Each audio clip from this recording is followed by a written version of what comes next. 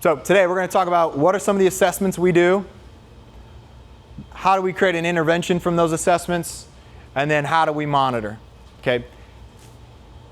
1080 fits perfectly in this model because you can do everything on it. You can assess, you can train, you can monitor. It's user friendly. Our athletes can sign themselves in. They can set it up on their own. They can be independent. Okay. First one we're going to talk about is a load velocity profile. You guys have videos on YouTube about this. The way we do it is we do ascending. So we start with 3K, work up to 9, go up to 15. Okay? There's a ton of research that this is probably too light. There's probably been people at events that have talked about that's too light. Let's go back to our energy leak problem we have in baseball. The lower shank is our weak link. Okay? We currently can't go to those heavier loads without probably too high of a risk. Okay? But we can still create a linear regression off of this model, and we can be successful with it. Rest, typically depending on how many machines you have, it can just be walk back rest. Sometimes we'll do as long as 8 minutes. Again, I come from a track and field background, so I have no problem standing and just talking and waiting to do a max effort run. You also can do this in reverse. Some athletes like doing the descending from 15 to 9 to 3. They feel like it potentiates them. That athlete I showed earlier that runs 23 miles an hour, he needs to go this direction. He needs to go light to heavy. We've tried heavy to light with him, and by the time he got to the light, it was gone. Okay, he doesn't have the capacity yet. So, what does this look like? Shout out, this is Dorian. This is one of our coaches down in the DR. So all of our staff have to go through this if they want to implement it. So you can see it's sim running with 3K down at the academy. We're just capturing a load and we're trying to understand the velocity, max velocity that's associated with it. 9 into 15. Go, go, go, go. So he has a lighter body weight too, so that was crushing him a little bit. From this, then we build our linear regression, and then we have an idea of what percentages are going to associate with our portions of our run, which I have a slide coming up here.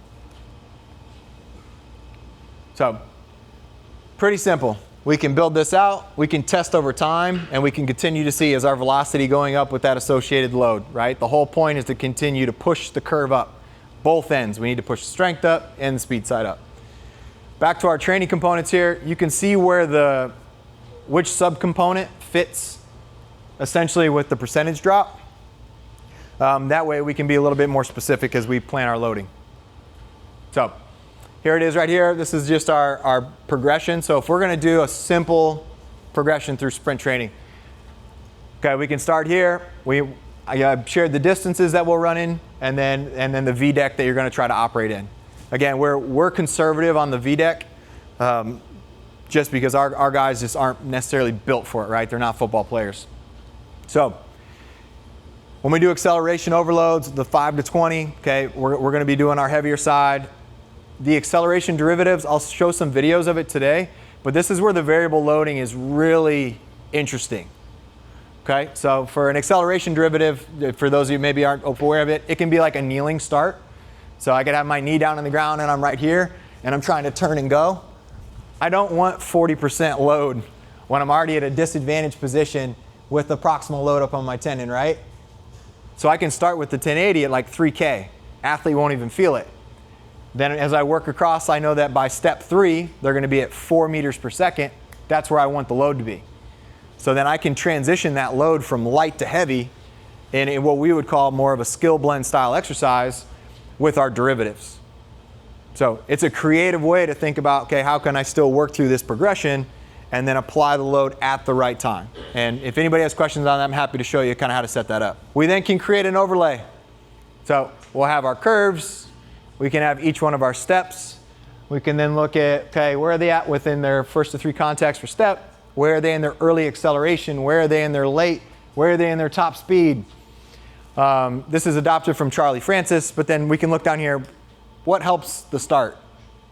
A lot of stuff that you're going to see here the rest of the day can help the start a lot. Okay, those first 3 steps are really important. What are some exercises we can think about in that early acceleration phase? What are some things we can do in that late? Okay. just allows you to be a little more specific for your athlete. This is another thing that is worth exploring, is go a little bit deeper into the software. Try to understand what are the step frequencies, and then within your population, what's the bandwidth around those, okay? What are the step lengths? What are the step lengths? What are the velocities at each step? And I think the frequency is kind of interesting because we see the biggest bandwidth over the first 6 steps. And I think we want to try to tighten that window a little bit because acceleration is about being on the ground, not being in the air. So the athletes that can't put the force into the ground, especially horizontally, they try to turn. Okay, so we try to teach to get them into bigger shapes and learn how to apply. They can still get the outcome, but then that might give us some more clues that we need to train the start just a little bit better. But I would encourage you all to start looking a little bit deeper into your software when you guys are using this stuff. Next assessment that we use is it's called a technique tempo. Misspelled it, sorry for that. What it is we set up wickets or hurdles at a predetermined distance in order to get the velocity that we want for the tempo run. So for me, like I run 20 miles an hour, okay, I want to run my tempo run, get up to about a 70% velocity. I constrain the start of my run in order to get into the position to get to 70%. I think we've all seen athletes that were like, hey, we got tempo runs today.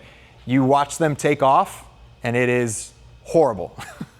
There's no thought on technique, there's no thought on form, they're just dragging their feet along on the ground because they don't want to do it.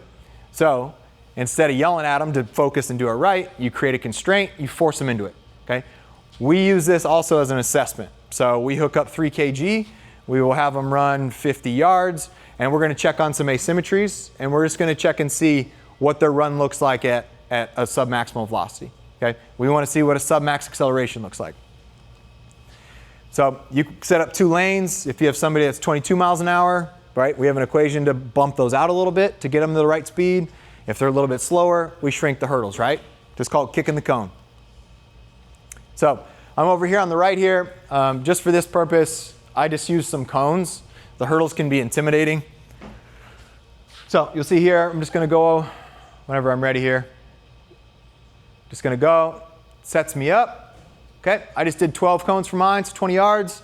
Got up into a good rhythm. The next 30, nice and smooth, okay? It's a tempo run, right? We're trying to train tempo. And so this sets your athlete up into it. So I don't know if any of you do any sub-maximal testing with the 1080.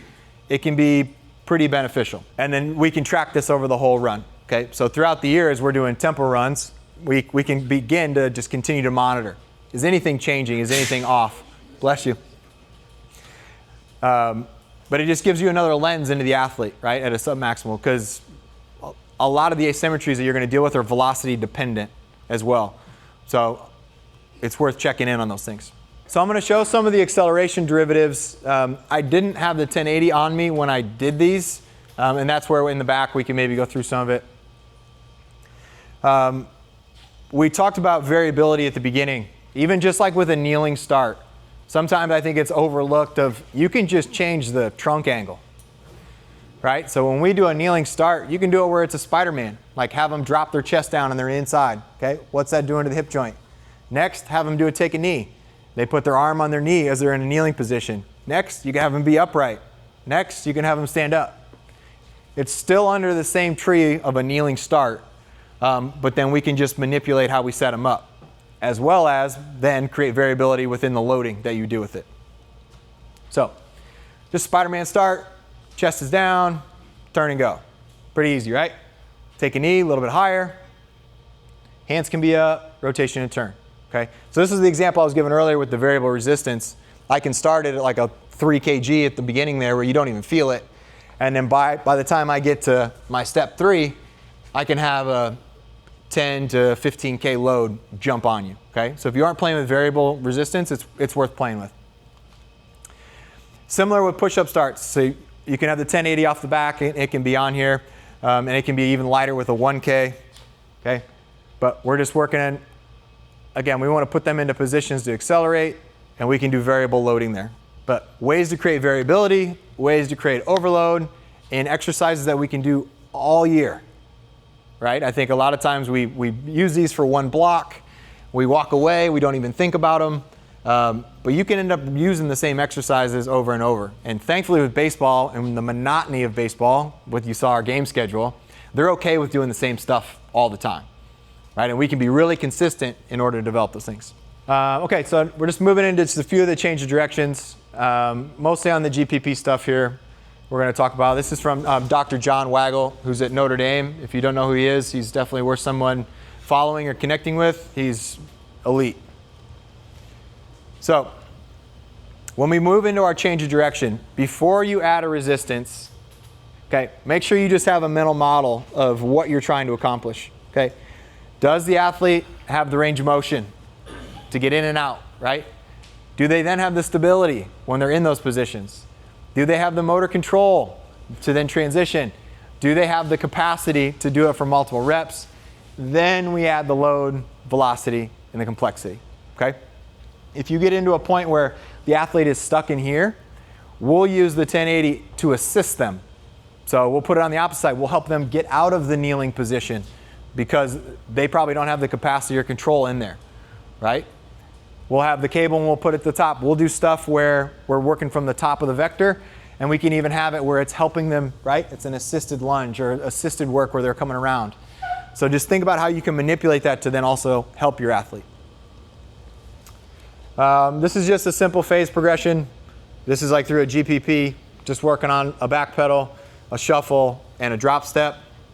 So I have the 1080 on me here. I'm only going to show the resisted stuff, but we obviously know we can flip it, do assisted too. Really simple work. We can just do stick and loads, okay? We can do shuffle and turns. We can do ins and outs, okay?